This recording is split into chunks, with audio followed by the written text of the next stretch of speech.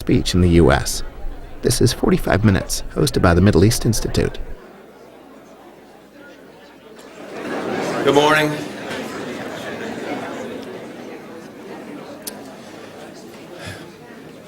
As usual, in every public gathering, before anybody says anything, we ask you to turn off your cell phones.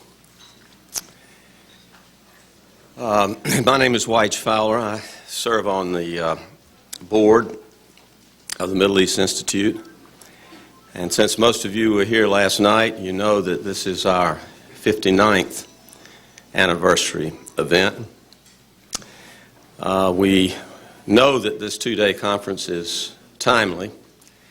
We hope it will be provocative as we look at serious forums for dialogue about the critical issues facing the United States and our friends in the Middle East. We thank you very much for participating and hope that it will be an educational and a rewarding experience for all of us. In 1996, in the summer of 1996, shortly after 19 American airmen were killed at Al-Hobar in Dhahran in Saudi Arabia, I was asked by President Clinton to assume the responsibilities on behalf of our country in Saudi Arabia. As you can imagine, one of the first people that I met was the Director of General Intelligence, Prince Turki Al-Faisal. And because, I guess, of my political instincts, I immediately sensed in him a man of character, of strong resoluteness, and because of his 25 years as Director of General Intelligence, a person who understood the opportunities and the limitations of intelligence. In my 4.5 years of working with him and in the kingdom, all three of those were shown to be true. It was under his leadership and after that terrible tragedy that our intelligence communities began to work more closely together. Systems were put into place, sharing intelligence and working together at the highest level that had sometimes been wanting in the past. And it was under his leadership during that time that the systems were put into place of cooperation in the intelligence community that has helped us enormously in fighting our common enemy. As most of you know, he was educated in this country, first at the prestigious Lawrenceville School in New Jersey, and later as a distinguished graduate alma mater of Georgetown. He is an international philanthropist. He's a founding member of the King Faisal Foundation, chairman of the King Faisal Center for Research in Islamic Studies, which is an organization with the sole aim of promoting understanding between Islamic, Christian, and Jewish organizations. Ladies and gentlemen, the kingdom has sent one of its finest, and the United States will be the beneficiary as we work with him to repair relationships, long-term relationships, that got off track after 9/11, and as we continue to build a more solid foundation to face the challenges that both our countries face. It's my honor to present to you the former ambassador to the United Kingdom and Northern Ireland, now in his debut appearance as the ambassador of the Kingdom of Saudi Arabia to the United States, Prince Turki Al-Faisal.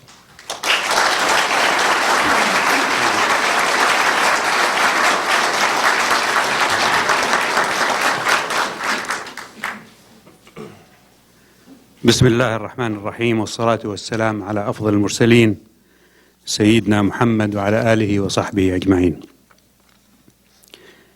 Ambassador Fowler, thank you very much for the words that you have used to describe me. I hope I can live up to them.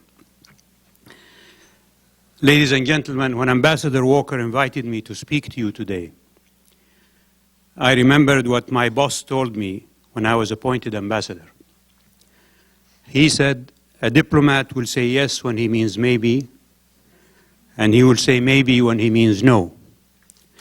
But if he says no, then he is no diplomat. So here I am not saying no to Ambassador Walker. 40 years ago, when I was a student at Georgetown University, the Middle East Institute was the only organization dedicated to promoting understanding of the Middle East.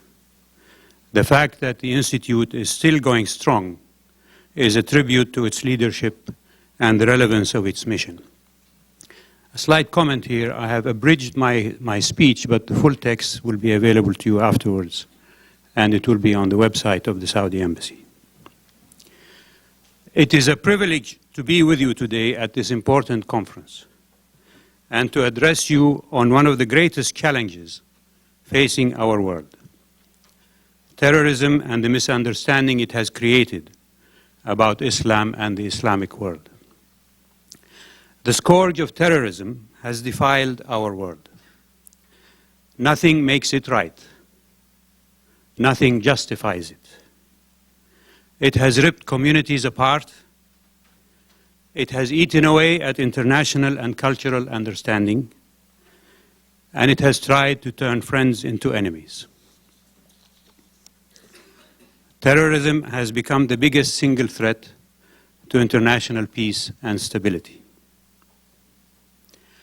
Al-Qaeda and other groups like it, ladies and gentlemen, are evil cults with a political terrorist agenda. They thrive on spreading fear and destroying bonds between people and nations. The actions of these cults are condemned by all rational individuals and governments, by people of every color, creed, and persuasion, from north to south, from east to west. There are those who would have you believe that the current wave of terrorism springs from and is or has been supported by Saudi Arabia. That is absolutely not true. We have suffered at the hands of terrorists. We do not support them. We do not fund them. These terrorists are as much against us as they are against you. Yes, 15 of the 19 terrorists involved in the 9/11 attacks were Saudi citizens. This fact is a scar on our history. It is a burden that my countrymen will have to live with for the rest of our lives. It is a fact about which we are frequently reminded. But these deviants do not represent Saudis or the Islamic faith. We no more supported the criminal act committed on September 11th than the people of Italy or the Italian government supported the terrorist activities of the Red Brigades, or the German people supported the violence of the Baader-Meinhof gang. And as the 9/11 Commission stated, we have found no evidence that Saudi Arabian government as an institution or senior Saudi officials individually funded the organization. Terrorism is not the exclusive domain of one people. It does not belong to one time or to one place. The challenge posed by Al-Qaeda is that, unlike other terrorist organizations, it has no one declared enemy and no one focus. Al-Qaeda has pitted itself against the whole of humanity. Bali, Madrid, London, Riyadh, New York, Sharm el-Sheikh, and Casablanca have all become compass points on the global map of terror. The victims are old and young. Muslim, Christian, Jew, and Hindu, English, American, and Saudi. The question we ask ourselves is why? What makes a man end his life and in the process take the lives of innocent people? Let me be absolutely clear. It has nothing to do with any faith. Much as Al-Qaeda tries to connect its acts with Islam, it cannot, any more than the Waco suicide pact of David Koresh and his Branch Davidians, which killed 74 people, can claim to be Christian. Or Baruch Goldstein, who massacred more than 20 Palestinians in a mosque in Hebron, can claim to be Jewish. Or the suicide pact of the Order of the Salar Temple, which killed 56 people, can claim to truly have anything to do with Hinduism. Al-Qaeda is not and never has been representative of Islam. Well before 9/11, religious scholars in Saudi Arabia had consistently and unequivocally condemned terrorism in general and suicide bombings in particular. It is true that our senior ulama, our religious scholars, follow a fundamental school of Islam. It is true that they lead a morally conservative life. But it is also true that they condemn all suicide bombings and the taking of any innocent life. It is to our despair that terrorists claim to be faithful to Islam and faithful to God. They are not. They are totally and utterly wrong, and they are absolutely in violation of the basic teachings of Islam. This is not Islam, and these acts are absolutely not the work of God. There is no faith that condones the taking of innocent life or celebrates suicide. Thou shalt not kill is one of the 10 commandments passed down to us all by the Prophet Moses, peace be upon him. Whoever kills a person has killed the whole of humanity, states one of the best-known Quranic verses. I believe suicide reflects an individual's alienation from God and from the human family which binds us all together. This human bond transcends all other divisions among us. It is at the heart of our survival as human beings. It is a bond revealed at its best in moments of tragedy. Think of the heroes and heroines who rescued the victims on the 9/11 attacks in New York and Washington, or Hurricane Katrina, or the terrible earthquake in Pakistan, or the Asian tsunami. Think of the people who put their lives at risk to help others who, when hungry and cold, share what little they have with their neighbors. This is the best of humanity. Let me share with you something that was said recently by one of the victims of the July 7th bombing in London earlier this year. I was in London at the time of the bombings, which occurred less than a mile from our London embassy. The city came to a standstill. Dozens of people were killed and hundreds cruelly and dreadfully injured and maimed. Ian, a young man traveling on the subway at the time of the attack, was one of those maimed for life. He was blasted out of his seat and thrown out of the exploding carriage and against the electric cables of the subway tunnel. His survival in itself was a miracle. In a report 3 months after the attack, he remembered that terrible day. Recalling the smoke, the fear, the shouting, he said, and I quote, "You saw the best of humanity and the worst of humanity. What springs to mind is not the worst of humanity. Anyone who straps explosives to themselves to make a point, whatever point they are making, is a murderer, and you cannot get into the mind of a murderer as a rational person.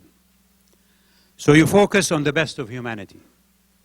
What people did to save other people, tearing off their clothes to use as blankets and bandages, running for water, phoning the relatives of people who were hurt. Allow me to share with you another eyewitness account, this time about the terrorist attacks in Riyadh in May 2003. Talal, a young Saudi and a resident of the Al-Hamra compound, had this to say. As a resident of the Al-Hamra compound, targeted by the terrorists in the devastating attacks in Riyadh last week, I saw it happening before my eyes. For the first time in my life, I realized what the word terrorism really means. It wasn't anything like what we hear in theories and hypotheses floating around or on television programs and comments. It was something beyond human comprehension. On that day, I lost a number of good friends and neighbors, Muslims and non-Muslims alike, with whom I had shared moments of joy and sorrow. I saw bullets flying indiscriminately, killing Muslims and non-Muslims. I heard the cries and moaning of the injured, whose only fault was that they happened to be there at that particular time. On that night, I realized our need to wake up from a long sleep and confront the causes and conditions that allowed such a terrible thing to happen. This is vitally necessary in order for neither people nor government to become hostage to one group or a set of ideas that wants to confine an entire population to the narrowest kind of thought. There are so many human stories like these, from New York, Washington, Riyadh, and London. It is clear from these accounts that the pain inflicted by terror transcends nationalities and religions. It affects all of us as human beings. This natural humanity is our human bond. Like Ian and Talal, I do not believe we can rationalize or understand those who carry out these evil crimes. But who are these terrorists? Why do they follow the twisted and evil path of Al-Qaeda? They violate the principle of humanity and the teachings of their faith. They are criminals. Their twisted vision is a cancer in the body of Islam that must and will be excised and cast out. It is alien to the healthy body of the faith that holds the world's 1 billion Muslims together. Muslims, ladies and gentlemen, are people of the book, along with Christians and Jews. Muslims revere Abraham and Isaac and all the prophets of the Old and New Testaments, from Noah to Jesus. Together we hold in common a belief in one just and loving God and in the sanctity of the life we have been given. As it says in Deuteronomy chapter 30, verse 19, I have set before you life and death, blessings and curses. Choose life so that you and your descendants may live, loving the Lord your God, obeying Him, and hold fast to Him. This is an important message for us all. The challenge is to find a way to root out this evil from our midst without tearing apart communities and tearing to shreds friendships built over 100 years or more. It is imperative that we find a way of destroying this evil cult, which is trying to contaminate the Islamic faith and to drive a wedge of destruction between East and West, between Muslim and Christian and Jew. But how do we meet this challenge? We must cut off their network of support. One country cannot do this alone. This is an international organization that has spread its evil tentacles across our precious world. And so the communities of the world must stand shoulder to shoulder in the fight against these terrorist organizations, against those who support them, and against those who condone their actions. We in Saudi Arabia are committed to this fight. As the custodian of the two holy mosques King Abdullah has declared, we will show no mercy to those who kill the innocent. We will fight them for as long as it takes to destroy them. We will fight them for 10, 20, or 30 years. And in the end, God willing, we will rid our nation of this scourge. In Saudi Arabia, we're fighting terrorism on every level. First, our security forces are actively tracking and chasing down any terrorist groups or individuals found to be operating within the kingdom. We have questioned thousands of people. We have detained over 800 suspects. We have killed or captured more than 100 known terrorists, and in the process, stifled over 50 terrorist attacks. But we have paid a steep price.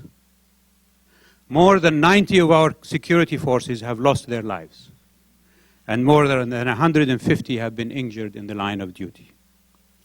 For the sacrifices they have made to ensure the safety of our citizens and residents, these brave men will forever have our respect and gratitude and appreciation. Second, we're actively cutting off any possible financial support from within the kingdom. We have frozen the assets of those suspected of supporting terrorism. We have introduced stringent new laws to prevent funds from reaching unknown destinations and terrorist groups directly or indirectly. According to one official from the G8's Financial Action Task Force, our new regulations, and between quotation marks, probably go further than any country in the world. We have regulated our charities nationally and internationally, and are in the process of setting up a national commission for charitable works abroad to monitor charitable activity outside the kingdom. And we are taking no chances. Until it is up and running, all Saudi charities are prohibited from sending funds abroad. We believe that the scourge of terrorism and drug dealing are intertwined.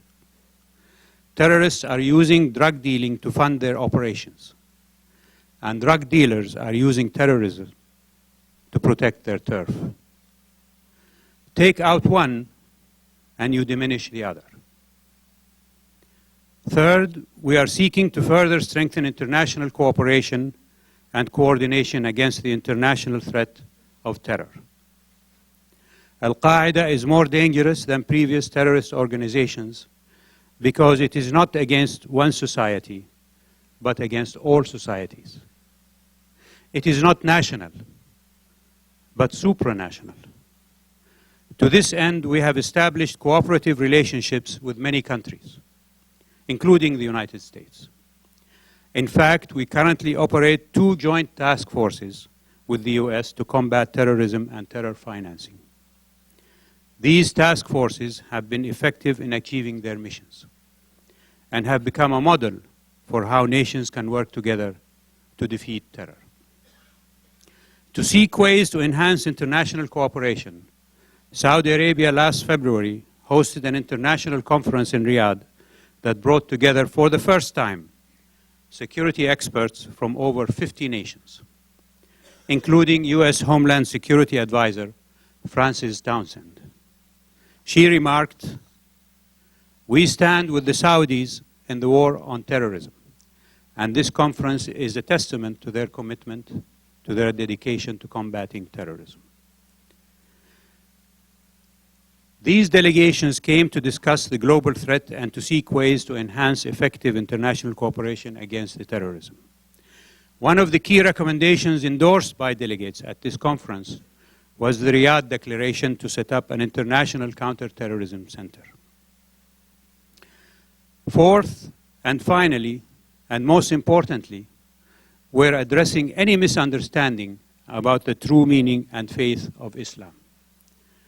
We are doing everything we can to educate people about the true tenets of our faith, a faith of peace and compassion, not of war and terror. Sheikh Abdulaziz ibn Abdullah Al Sheikh, the Grand Mufti of Saudi Arabia and Chairman of the Council of Senior Ulama, recently stated, "Muslims should inform all people that Islam is a religion of righteousness, betterment, and progress. The unjust killing of a human being in Islam is forbidden." We have launched an unprecedented public awareness campaign to educate our citizens about the dangers of terrorism and extremism.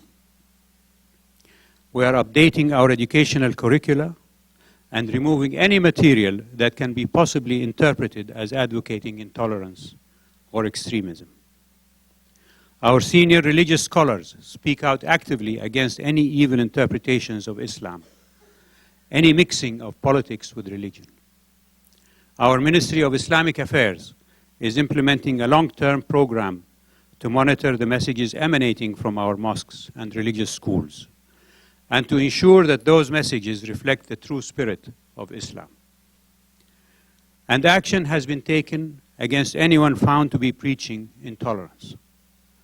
So far, more than 2,000 imams have been dealt with as a result of this new policy.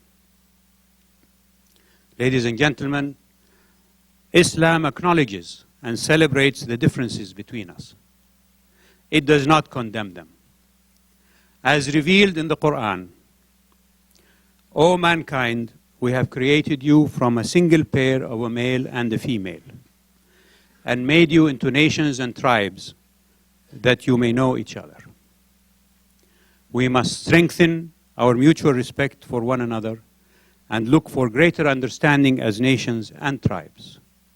Our differences should not divide us, but be a source of enrichment in our lives and relationships with one another.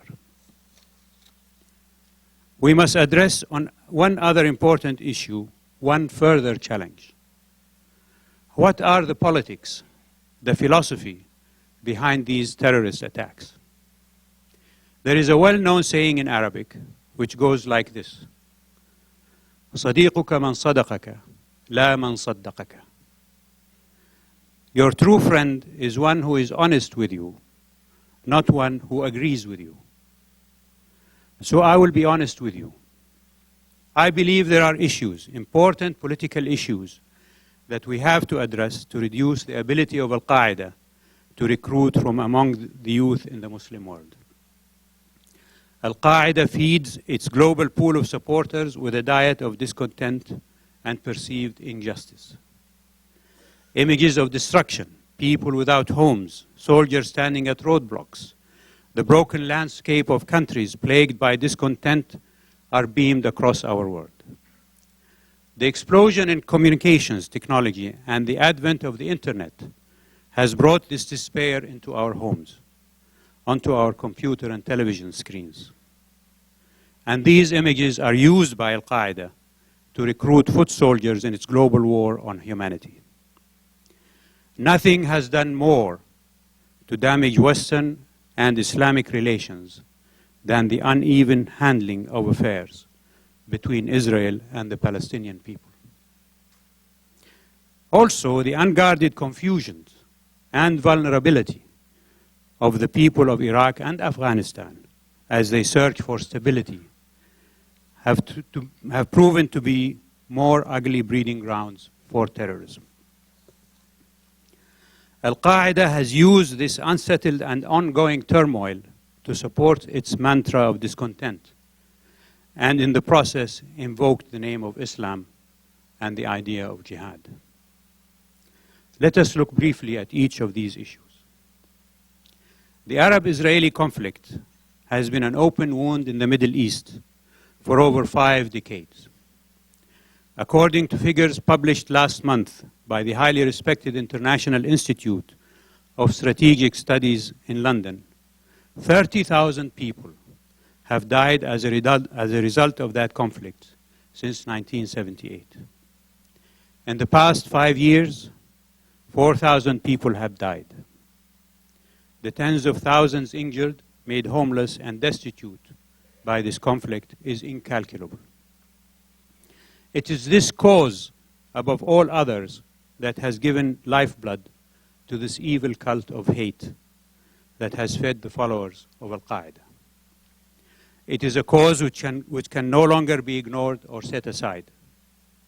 At no time in history has the resolution of this problem been more urgent. And at no time in history has the solution been clearer.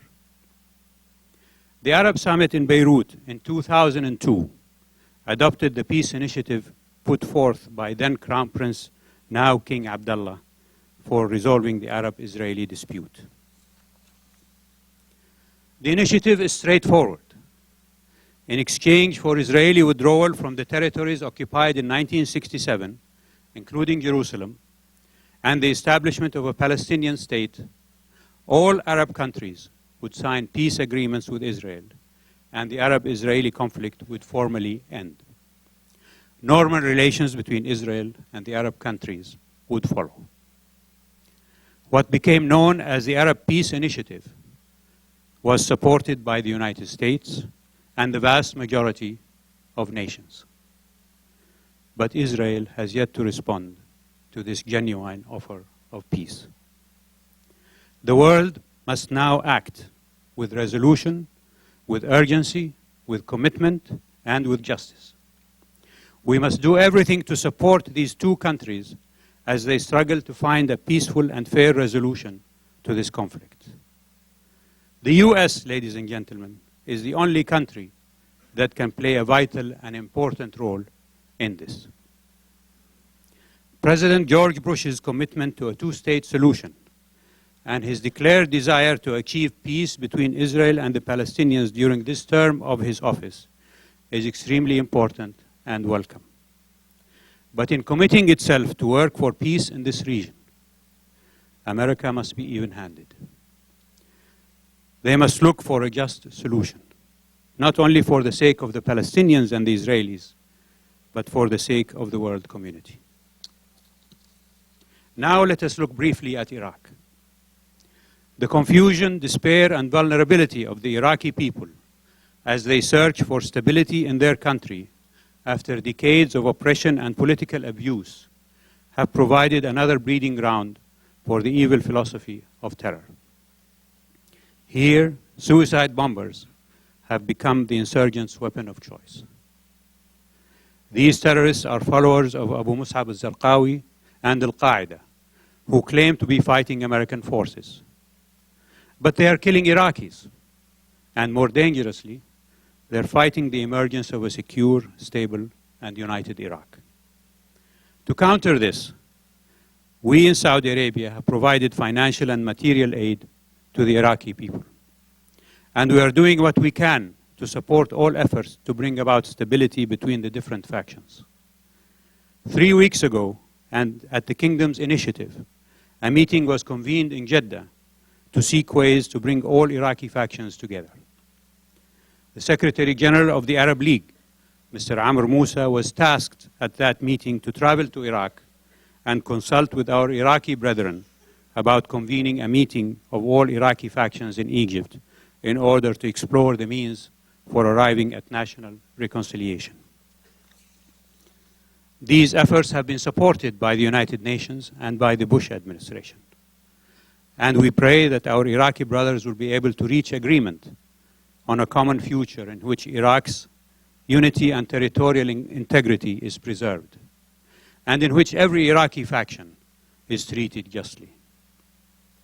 Finally, allow me to turn to Afghanistan, a nation which has suffered greatly during the past 25 years and more. It has been subjected to invasion, civil war, and cruel and extreme dictatorship. It has been a boiling pot of discontent, and so nurtured the birth of Al-Qaeda and became its first training ground. There is hope for Afghanistan, however. Today, the first glimmers of positive development can be seen in Afghanistan. We must support the emergence of their national government, new programs to disarm illegal groups, and the development of the country.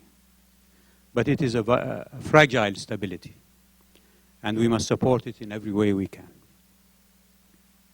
Ladies and gentlemen, there are those who believe that the war against Al-Qaeda is a war between East and West, between Christianity and Islam.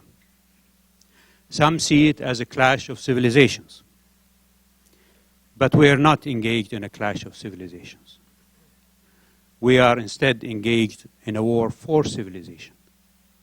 It is a war that pits all peace-loving people, regardless of their culture or faith, against the forces of darkness. Differences are real, and need to be acknowledged. But the bonds of common humanity, of common values, of being citizens together of one world, are stronger. The challenge is to speak up, to speak out, and drown the voices of extremism and intolerance, regardless from where they emanate. And we must build bridges of understanding between our cultures and faiths. We cannot meet this challenge alone. We need to act together as one strong world community, one force for good. Let us all remember that we are but guests passing through and staying a while in this small and precious world in which we live. We have an obligation to our children and grandchildren to leave our world in a better state than we found it. Thank you, and God's peace and blessings be upon you.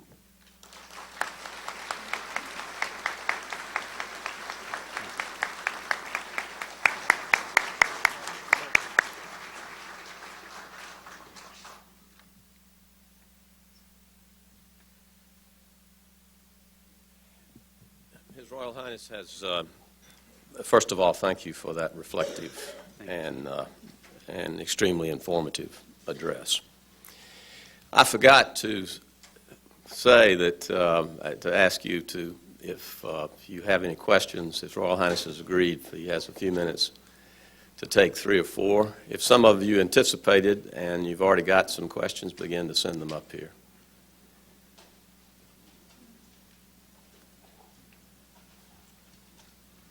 Thank you.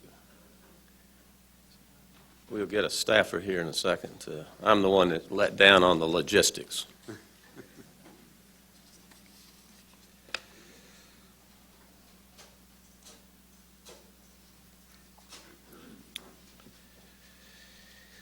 Easy one first. Your comments are welcome, but why has it taken so long for Islamic leaders to speak out against terrorism?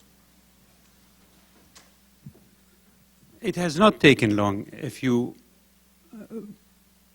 go back to all of the published accounts of Muslim leaders from not just from the past decade, but from the 60s when terrorism began to plague our part of the world, you will see that leaders, religious and political, have come out strongly against terrorism. As an example of that, 1999, Sheikh Abdulaziz al-Sheikh, the Mufti of Saudi Arabia, was asked in an interview what he thought about suicide bombings. And he condemned them and came out and said that they are against all the teachings of Islam.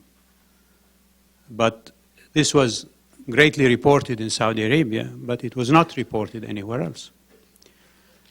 And I think perhaps part of the fault lies with us in that we have not tried to export these statements and these sayings as diligently and as actively as maybe we should have.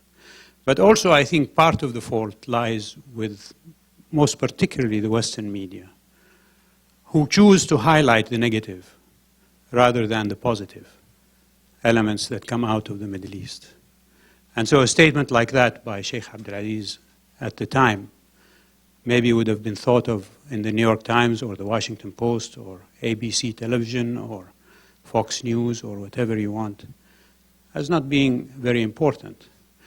But Bin Laden's statements about waging war against the United States and against humanity is considered more important and given more highlight. So I think both of us, in our part of the world and in the West, have been at fault in not more actively and more forcefully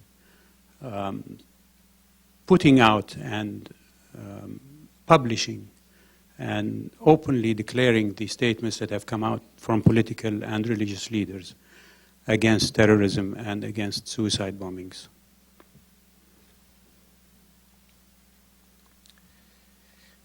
Does your government consider Iran a state sponsor of terrorism?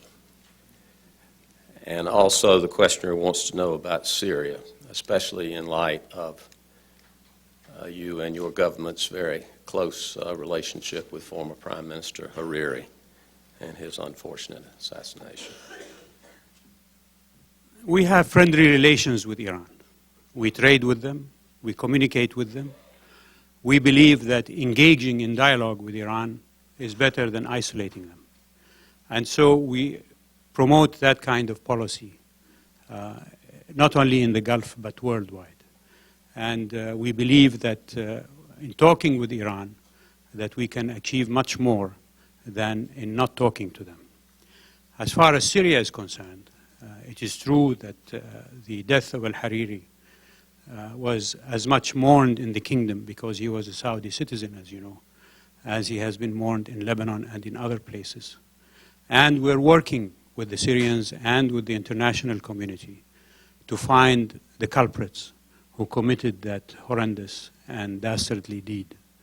And we believe that through the United Nations process, that issue of justice for the killers of al-Hariri will be brought to close.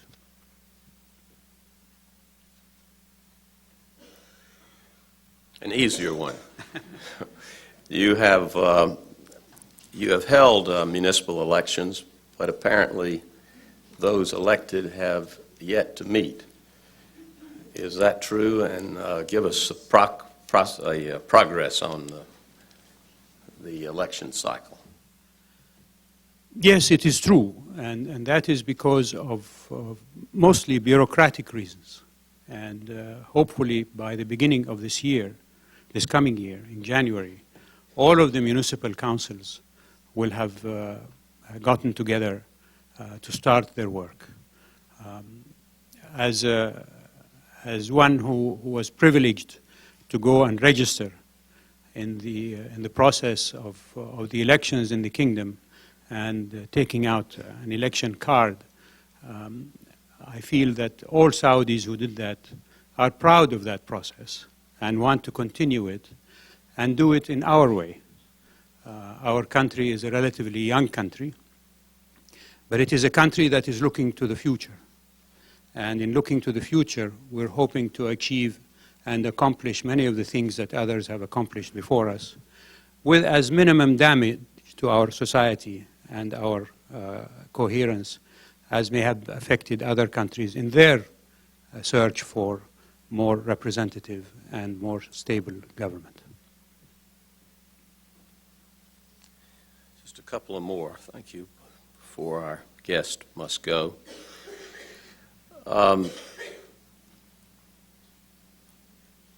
Your Royal Highness, since the Gaza disengagement, the trend has been to encourage, in some parts, different kinds of relations with Israel.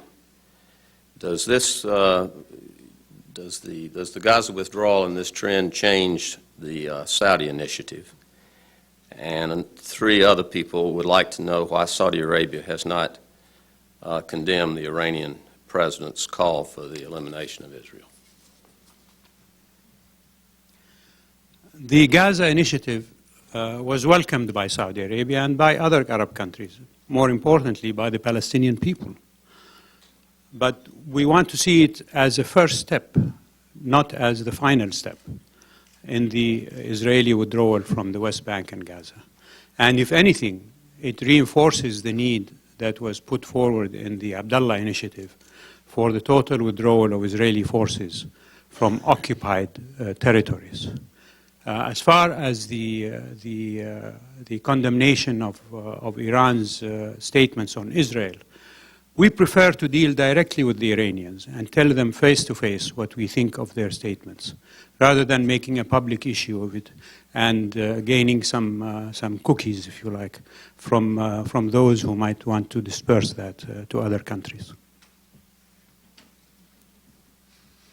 And the last question, I think you and I and most of the people in this room would agree that the strength of the Saudi-U.S. relationship over the last 30, 40 years has been the number, like you, of Saudis who are educated in this country, preferred to study here, made friends. Those friendships developed into commercial relationships and joint ventures and have continued in alumni association. Since 9/11, of course, there's been a regrettable reduction in that exchange. I know that is also on the King Abdullah's mind. Do you have any good news to report, either on our visa policy or behind the scenes decisions that will get our student exchanges going again? I do have good news to report, and as you referred, Ambassador Fowler, to King Abdullah's talks with President Bush, where they agreed in a joint statement on increasing the number of Saudi students who come to this country. And this year alone, we have increased our scholarships to students coming to the United States by the number of 3,000 students. And hopefully in the next 5 years, it will reach in the region of 15,000 students. So we're hoping to increase that, and the process is in place. And I came 3 days ago on a Saudi flight from Jeddah to Washington, in which there were at least 50 Saudi students on that plane. And I was told when I arrived in New York that they have, the New York airport authorities have set aside a special room for Saudi students who come through, because they come in such large numbers, in order to process them, and they actually hire more people now in New York Authority Airport to do that. So if anybody is looking for a job, I think they can apply for that. But there is an increase, and the visa issue is something that still we are working with the U.S. government on. There has been much improvement in that. I'm very pleased to report. But there still remain some hiccups, if you like, in the bureaucracy in the United States on expediting the visa procedures for Saudis. And your government and my government are working very closely on removing those hiccups. May I just say, before I end my presence in front of you, you know, Ambassador Fowler is a great adventurer. And I don't know if many of you know this or not, but he actually crossed the Nafud Desert on a camel, traveling several hundred miles with a group of just as foolhardy Saudis as he was. And in the process, we nearly lost them. There was a proverbial, if you like, a desert storm that they encountered on the way, and for nearly 48 hours or so, we were very anxious about them. But fortunately, they've been found, and as you can see, he's still with us. So thank you very much, ladies and gentlemen. You've been very gracious.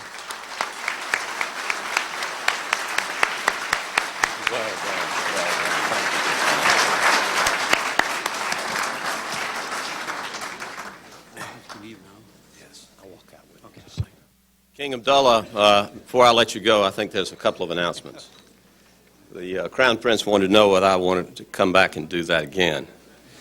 I said, just look, sayings in Arabic, we have a saying in English in America that, Your Royal Highness, that was a once-in-a-lifetime experience. Not again. Thank you again for Ambassador Turki to honor us with your presence and your thoughts. We wish you well, and I repeat again, those citizens of the United States are fortunate to have a man of your experience and integrity representing your country. Thank you again. We'll try to stay on time.